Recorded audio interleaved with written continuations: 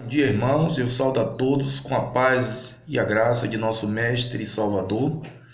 É com imenso prazer que esse quadro foi idealizado pelo próprio Rei dos Céus, porque quando eles nos chamam, em Isaías 43, eles nos chamam de testemunhas. Nós somos testemunhas daquilo que já foi profetizado nas Escrituras Sagradas. Porque o último profeta de linhagem humana, ele vem até João Batista, no livro de Lucas afirma. Então, nos últimos dias, eles suscitam o seu porta-voz, o seu profeta, saído de ti, um profeta diferente dos outros. Esse sai diretamente, é profetizado ali por Moisés. Em João 5, ele confirma, a partir do verso 5, verso 31, ele diz que Moisés estava falando sobre ele na Torá. Ok? Aí fica um recado para vocês que não acreditam no Filho do Criador, no Messias, no enviado, né? Na sua Torá fala sobre eles, ok? Então, que nós nessa manhã possamos nos atentar. O assunto que nós trazemos aqui é a Trindade, onde pessoas, no Concílio de Nicéia, trouxe ali um conceito, né? Nicolaíta, posso dizer assim, porque é o contrário à palavra. Então a gente tem que ter muito cuidado, porque o Criador lá na carta de Éfeso, ele diz que odeia as obras do Nicolaíta. Ali é que criaram o conselho, né? Maria, Mãe de Deus, que ali teve vários concílios na igreja de Éfeso, naquela localidade ali. Então, amigos, esse conceito é errôneo e as pessoas têm aplicado na vida das pessoas, dizendo que há 3 deuses no céu. As escrituras sagradas não dão base a isso.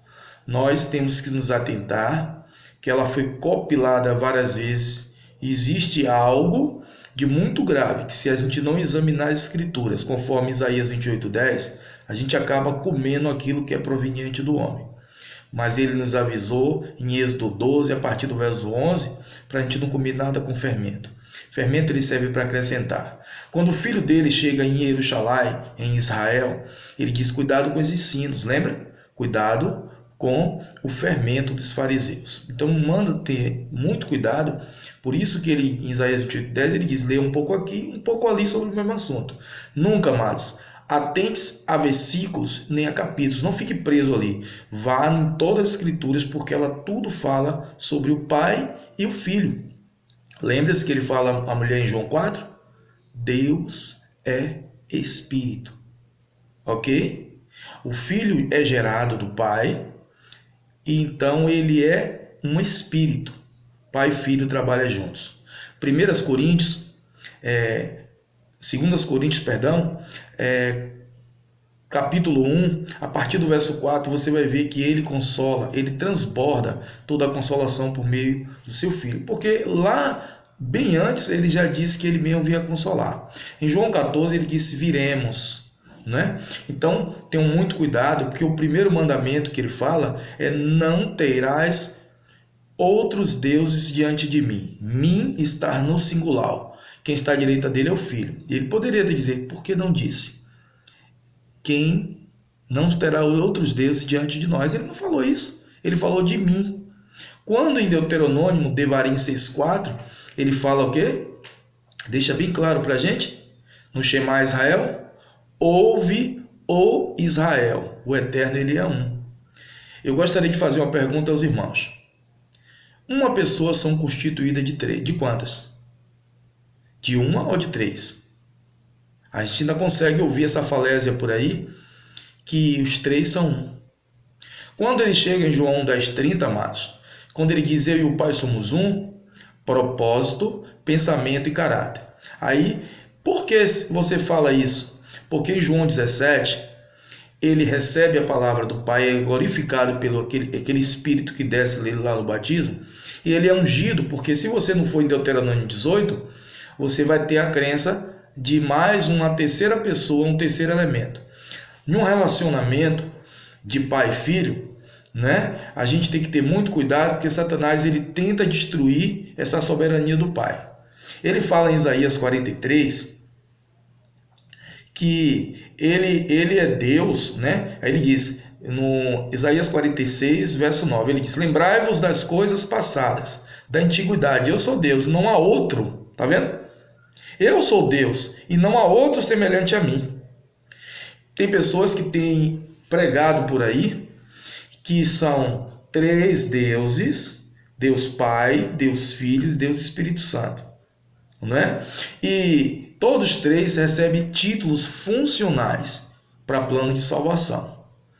E a gente deixa bem claro aqui, a Escritura nos afirma, por meio dela, Isaías 46, pode ler a partir do verso 8, você vai ver ali que não há outro semelhante a ele. Então, Satanás ele tem um plano de tirar a soberania do Pai. Vocês não perceberam?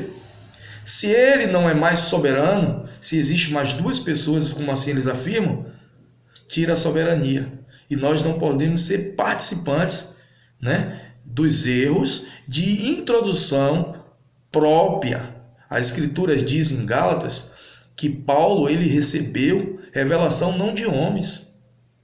Lembra-se, amados, quando Pedro, Quefas, né, ele é perguntado pelo Messias, né, que perguntou aos outros talmadinhos, os discípulos, e perguntou: quem diz que é o Filho do Homem? Aí eles disseram: um diz que é João Batista, outros diz que é Elias, ou um dos profetas. E você o que dizes? Perguntou a Quefas, que é Pedro, Quefá. Então ele falou: tu és o Cristo, o ungido, o Filho do Deus vivo. E ele disse bem, quem te revelou foi meu Pai que está no céu. Não foi carne nem sangue. Não deixe que homens digam para você quem é o Pai e quem é o Filho. Porque, na verdade, isso é doutrina de demônios. Lembre-se que em 1 Tessalonicenses, capítulo 2, ele diz que o anticristo iria negar tudo aquilo que é adoração. Então, se adora o Filho, se nós já chegamos ao Pai. Então, se o Filho não é mais o Filho, né, deixa bem claro para a gente que eles têm uma intenção do inimigo de nossas almas de usar homens de grande habilidade para tirar o Pai de circulação. Lembre-se que hoje existe uma religião, já que é citada lá no Apocalipse, né? Daniel 7, 24, fala de um poder que mudaria os tempos e a lei. A lei, irmãos, ela deixa bem claro que só há um Deus, né? Então agora se quebra a lei e se mantém as pessoas no pecado, porque 1 João 3, verso 4 diz que pecado é transgressão dela mesma. Então, se agora é quebrada a lei, porque a lei ela é clara, então se quebra toda unidade, né? Porque lembra-se que eu falei agora, João 17, ele diz em João 10,30 que ele e o Pai é um. Mas preste bem atenção, leia o contexto de João 17, que vocês vão perceber ali o Filho orando por nós, ora pelos discípulos primeiro, e ele já começa a interceder aqui, que ele é o único que pode. 2 Timóteo, capítulo 2, né, versículos 5 e 6, só há um Deus e um só mediador, né? Me corrija se eu estiver enganado, 1 Timóteo 2,5, capítulo 2, 5 e 6, ou é 2 Timóteo, né? Então, você vai ver que só há um Deus e um só mediador. Você vai ver em João 17, ali no contexto, observe que ele ora também para que sejamos um. A gente é Deus também agora? Não, é um em propósito, pensamento e caráter, assim como é o seu Filho.